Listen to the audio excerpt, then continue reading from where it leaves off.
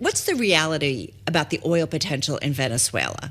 Yeah, over the last 2 days, we've heard so much about the reserves that Venezuela has and the riches under the ground. But I think the big test will be how can the riches below the ground translate to above the ground? And I think President Trump has made it very clear that he wants U.S. oil companies to be at the forefront of the effort to bring Venezuela back to its former glory, doubling production, maybe even getting it back above 3 million barrels a day.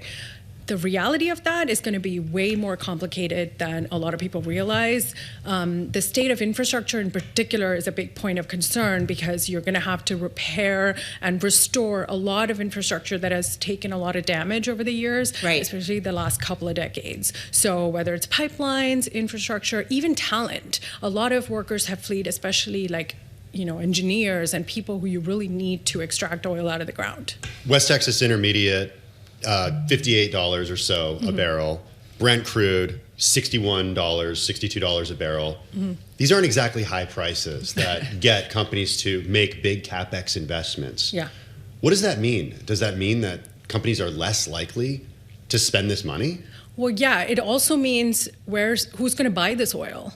Really, it's about whether, even if we can get Venezuelan oil back up and running, or even extract, let's say, 500,000 barrels a day more with existing infrastructure and existing expertise, it's going to be a challenge to find a buyer in this kind of market. There's a reason prices in 2025 fell by the most since 2020. There's significant oversupply in the market. By some estimates, supply could exceed demand by more than 3 million barrels in this first quarter.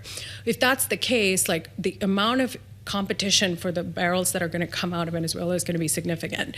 Bear in mind, there's a little bit of a difference in the kind of oil that Venezuela produces and the kind of oil that we produce predominantly in the U.S., which, if you really look at the industry terms, it's called a light sweet oil, which means low sulfur, the ones that we produce in the U.S., whereas in Venezuela, it's high sulfur. And the refiners in the Gulf Coast, you mentioned Valero earlier, they are some of the refiners that have the amount of technical expertise that is needed to process this heavy tar-like crude. Devika, does it make sense from an energy perspective for the United States to target Venezuela? Oh, yeah. Everything that we've seen so far, really, if you think about it, it's consistent with the Trump administration's messaging, especially around energy dominance. It's really about exerting American energy influence on the world. And I think if you really think about some of the moves that the administration has done over the past year or so, whether it's peace talks in Russia, Ukraine, or Israel and Gaza, and even bombing Iranian facilities. These are things But I guess my point is, we talk about the U.S. now has overproduction. We could also, Alaska has massive, whether you agree with it or not. So why Venezuela? Why did we have to do this? What about Saudi Arabia? Is there more?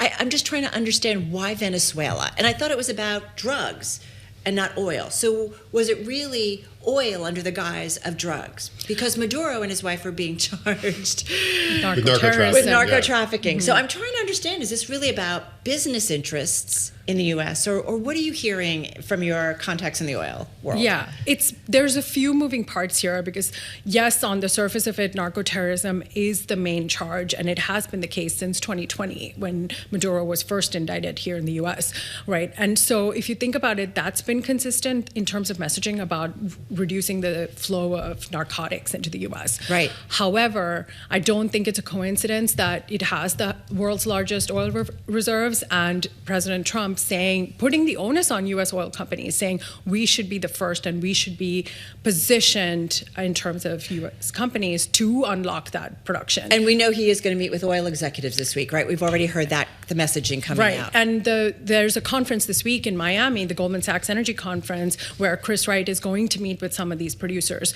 We don't know for sure how the conversations evolved prior to this event, because, you could have had perhaps more engaging conversations from the industry before doing this, but it seems like the administration is kind of starting to do this now after the fact rather than before. How does it work in a country such as Venezuela, or how will it work? Let's say an American company makes a big investment, extracts the oil, sells it, ships it. How does Venezuela benefit from that? Well, it's still a nationalized energy industry in Venezuela. PDVSA controls most of the production and most of what happens with that oil. Now, Chevron has been operating in Venezuela. It's one of the only big oil producers still left in the country after several rounds of it produces about mismanagement. 20% of the country's oil under a sanctions waiver. It ships the crude to U.S. refineries. Right.